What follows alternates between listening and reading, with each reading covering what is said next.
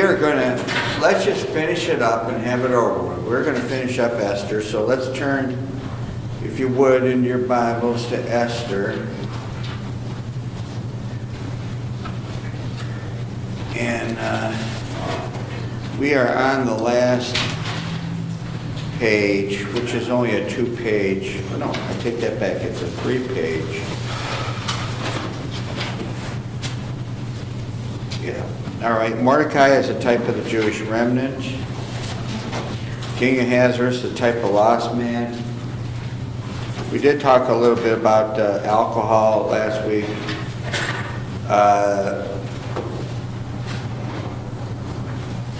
Queen Vashti, this party is unrestrained indulgence in any activity.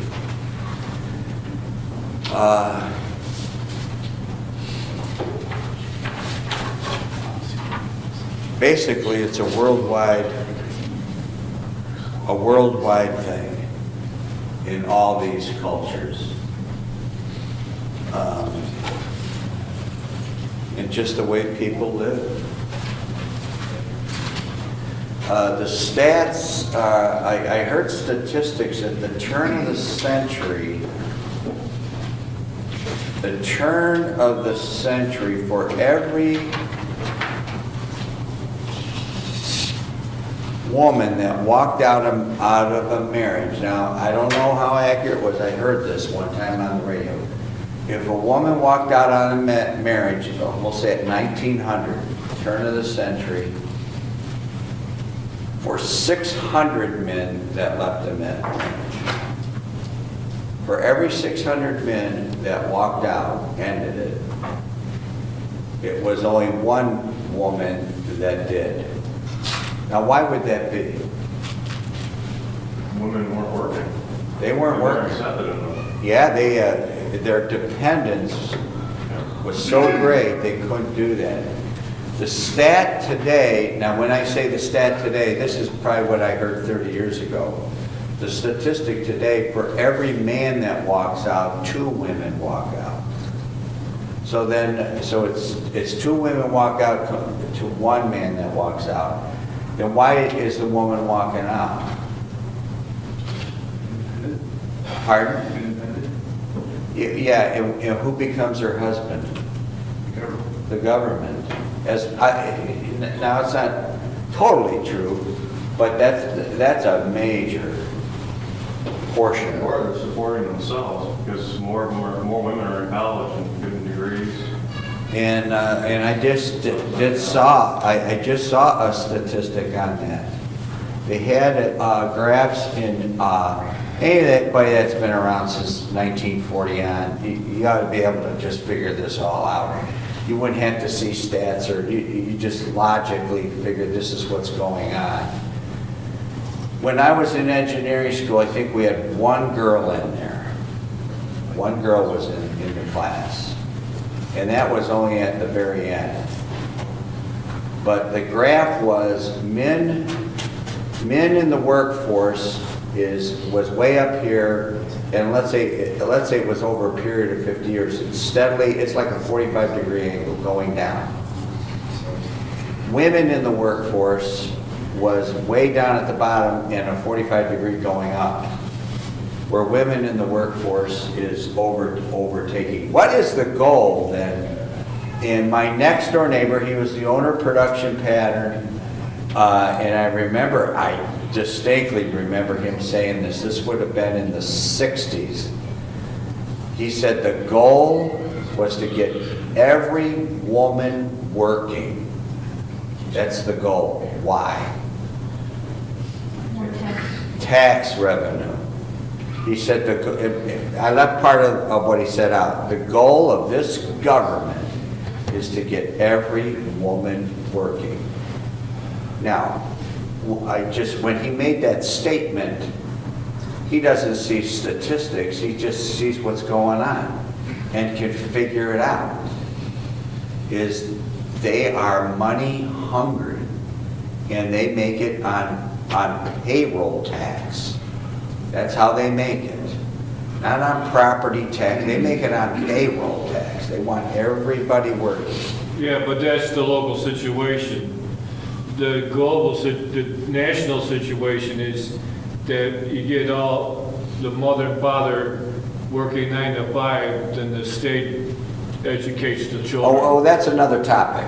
That's They another. get their mind to the That's children. that's another topic. Okay. I'm not saying that's not part of it. There'll be a daycare from the cradle to the grave. I'm not saying that's not part of the program. That's part of the program. I'm just looking at getting the women separated from their husband so they're independent, so that divorce goes way up. People become separated, and then the church is always about 20 years behind the world. But yeah, that part of the goal is to have all the little rugrats all in lockstep. Just to break up the order that got put in place with the whole family. And where do you find the mix-up in the order in the Old Testament? In what book? Judges? Where the women are running it and children are ruling it? No, not in Judges. Oh, you could go there and say every man did what was right in his own eyes. It's Isaiah chapter 3. In fact, let's go there. We're near there. Let's just go there. Isaiah 3. I think it's Isaiah 3. I learned this early on.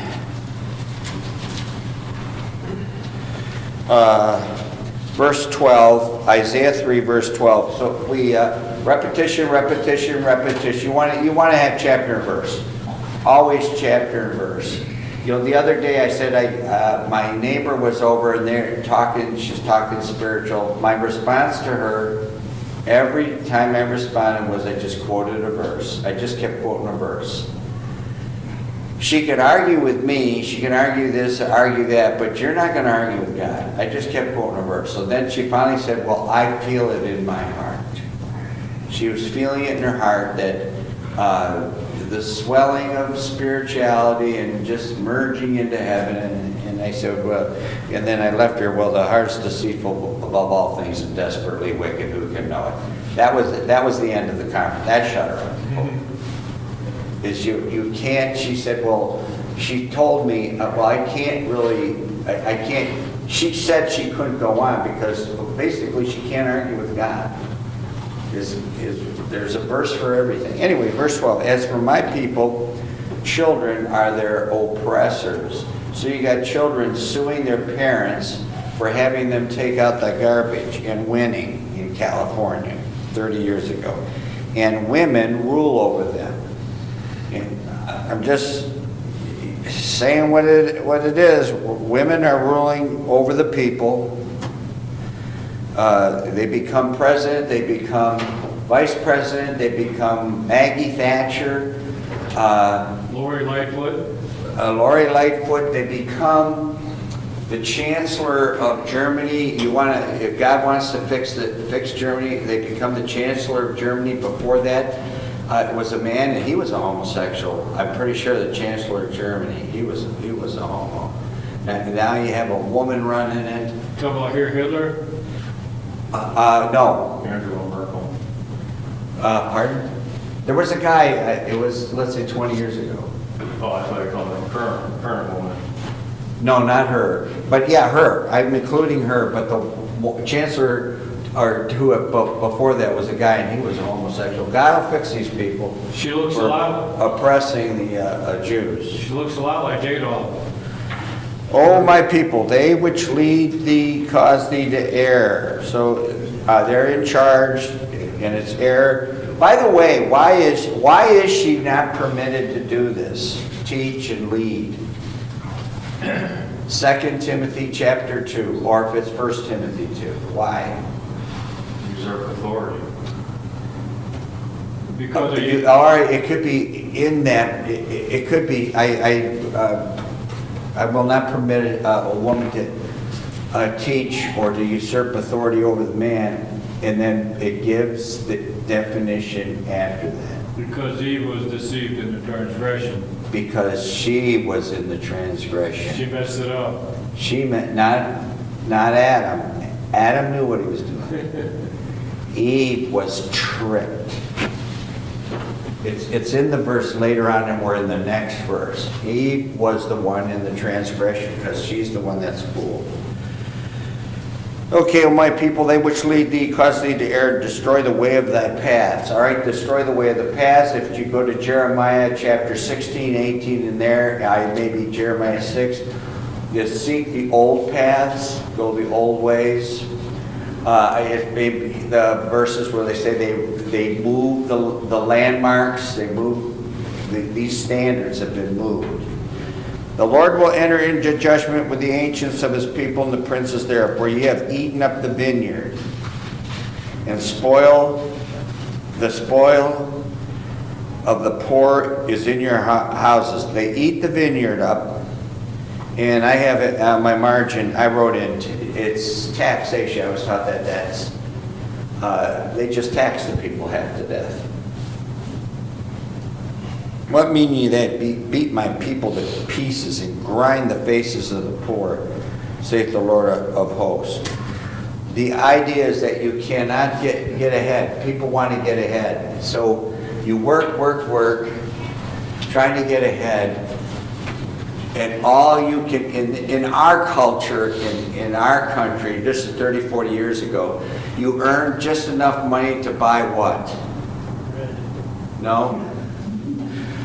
What did I always say? We made enough money so we could buy what? Cemetery plot. No, not the plot.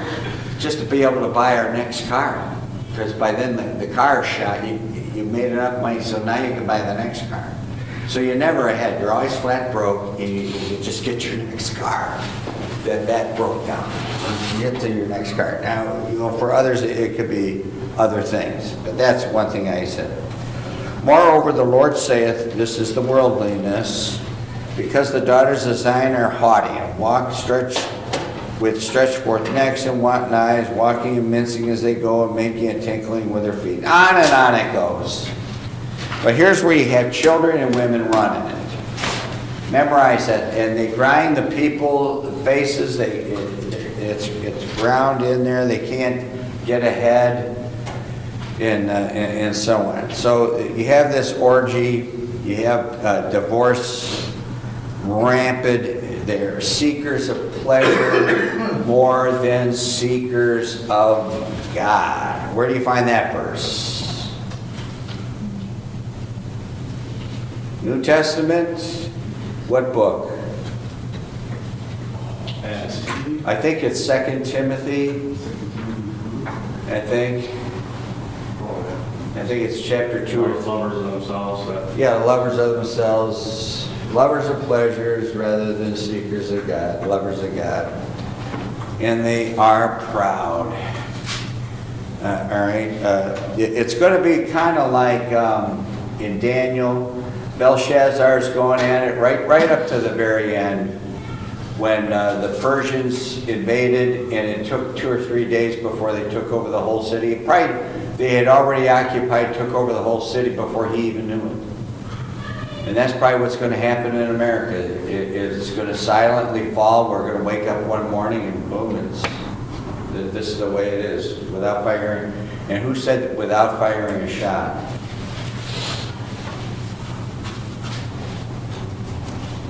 They'll take it over without firing a shot. Nikita Khrushchev. All right. What was the big loss for World War II for the Germans? The big loss.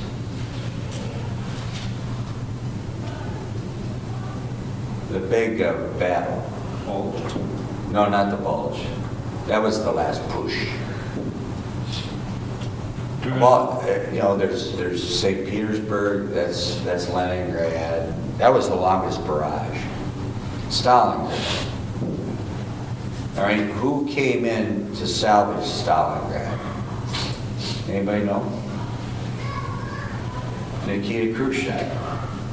He was a general, so they brought him in because the Russians were getting annihilated. I read these things. They say that a German was killed every 8 seconds. I don't know who's chewing what's in their chewing gum, but that isn't true.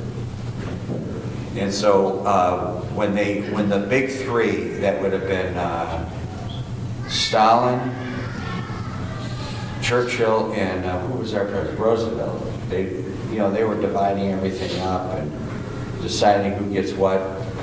Stalin wanted Berlin. Well, we got there first, so we backed off, and Stalin got Berlin. And so what happened is, anybody know what general took Berlin? Nikita Khrushchev. He surrounds it with 2,000 tanks, and then there's a big barrage. And it was to get revenge. So in the end, who really got pounded at Stalingrad? They couldn't shoot them fast enough. The Russians got just pounded, annihilated. But in the end, when the weather set in, Germany lost like in the last 2 months. Last 60 days, they all froze to death. And so they couldn't escape, and they wanted to get out, and Hitler wouldn't let them out. But the Russians just got annihilated. Supplies were cut off.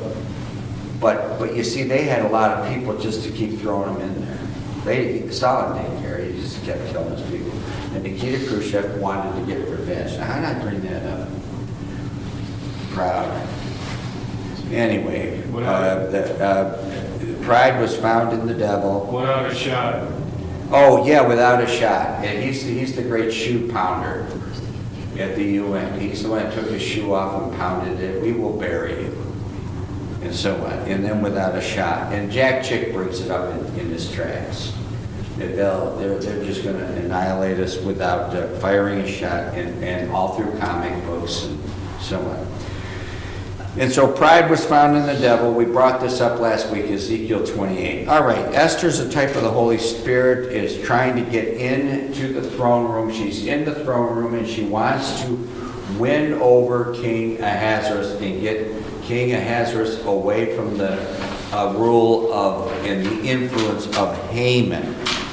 So it's God dealing with the king through Esther as he gets... Mordecai keeps telling Esther to get in there and deal with the king. Haman, type of the devil. And I think this is where we ended last week. And the goal was to destroy all of the Jews. And right from the get-go with Cain and Abel was to kill Abel in hopes the devil knows what's coming, is to destroy Jesus, the coming of Christ. And then there's a final battle in heaven. There's war in heaven. Revelation 12, the idea is to destroy Jesus. Always, always. We brought this, I don't know where I heard this or read this, is wherever Jesus is, there's heavy demonic activity. So when he was on earth, there was a lot of demonic activity on the earth. Well, when the devil is kicked out, he's here for a short time, is the devil knows Jesus is coming soon, and so there's going to be heightened demonic activity. I probably was at a conference someplace and heard this. Heightened demonic activity when that is about to take place. And he's making his last push because he knows he's heading for the lake of fire. All right, so he wants to destroy all the Jews. He hates Jesus Christ and his people. The devil wants worship. By the way, the three temptations that were given Jesus, all of those are going to come to pass. The problem that the devil had in the defeat was that Jesus already knows, well, all that's going to happen, but I'm not, it's out of sync. All right, so turn the stones into bread. How's that going to happen in the future? Anybody know? Give me a good verse about that. You say, oh, well, that's not exactly it. What does it say in the millennium? As fast as they're planting it, who's behind it? The reaper. The reaper is behind it. In other words, the bread is growing that fast. It's growing that fast. It's the food, there's food plenty. All right, what about throwing yourself off the temple? Give me a verse about that. John was thrown off the temple, traditionally. Splat.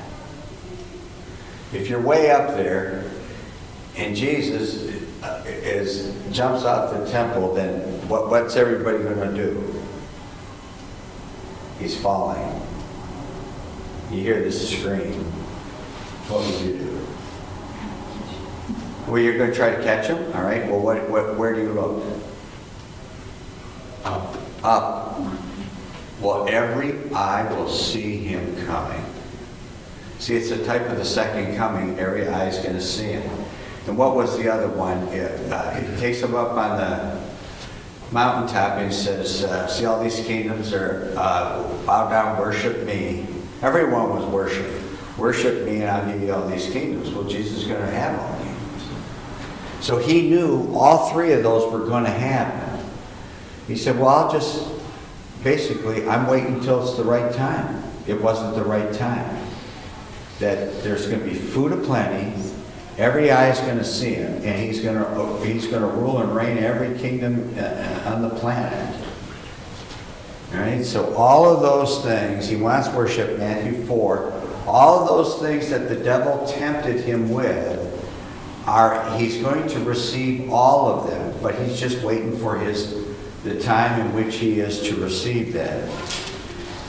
And so there is this struggle then also between Esther and Haman for the heart of King Ahasuerus. So there's this ongoing battle of good and evil going on over the heart of Ahasuerus in the throne room between Esther and Haman. Mordecai is a type of Jesus Christ.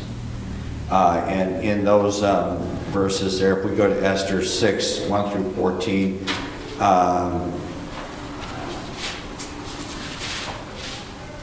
Mordecai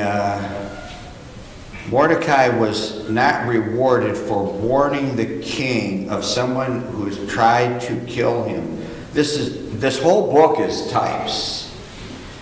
And Haman then has to parade him around on the king's horse through town. And he's totally humiliated. Esther 8, 1 and 2. So the king and Haman came to the banquet with Esther the queen. The king said again unto Esther on the second day at the banquet, what is thy petition, Queen Esther? And shall be granted thee, and what is thy request shall be performed, even the half of thy kingdom.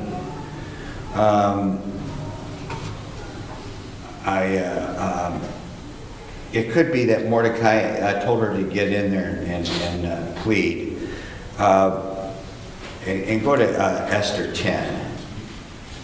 But he is a type of Jesus Christ, verse 3. For Mordecai the Jew was next unto King Ahasuerus. So at this point, King Ahasuerus probably represents God the Father, and he's next unto him and great among the Jews, and accepted the multitude of the brethren, seeking the wealth of his people and speaking peace to all his seed. There you go. That's a type of Jesus Christ. The gospel message, 8 verses 1 through 17, especially verse 17. What shows up in verse 17 without going there?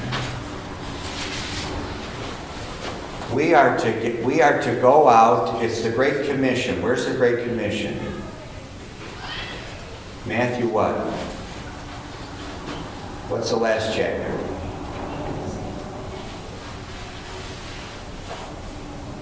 If it's Mark 16 verse 50, go ye into all the world preaching the gospel. It says to go into all nations, telling them.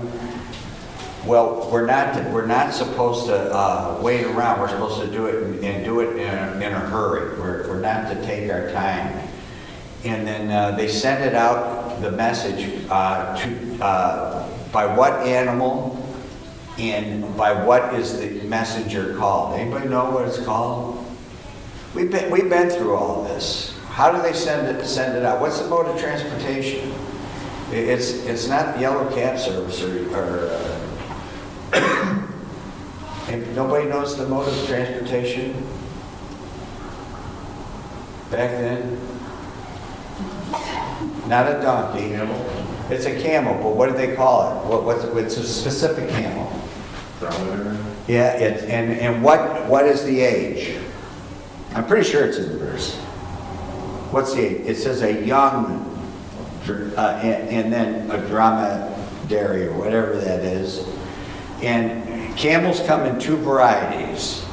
Anybody know? Pardon? One, two homes. A one-humper and a two-humper. And those that were going out were one-humpers. That's the type of camel it was. And they sent them out, and what did they call the person that rode it? And they call this archaic words. Was that called a post or something? It's called a post. It's called a post, and we use the term, and they work every day. What do we call them? A postman. Exactly. So let's look at Esther 8, especially verse 17. And in every province and every city, whithersoever the king's commandment. Oh yeah, this is another important point. Decree came that the Jews had joy and gladness, a feast and a good day, and many of the people of the land became Jews, for the fear of the Jews fell upon them. It said every place the message went, they were glad. So what does that mean? There were places where the message didn't go. So they didn't hear the good news. And maybe those Jews were killed.